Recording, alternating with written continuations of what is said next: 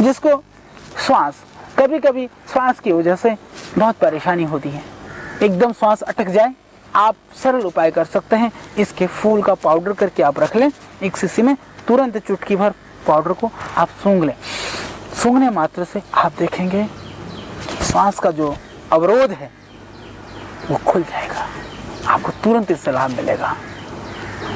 और कितनी भी परेशानी हो रही हो, सर्दी जुकाम से नाक बंद हो, आप उसको सूंघने से आपको लाभ होगा। उसको पीस करके नाक की चारों तरफ आप लगाइए, उससे आप देखेंगे तुरंत लाभ हो जाएगा।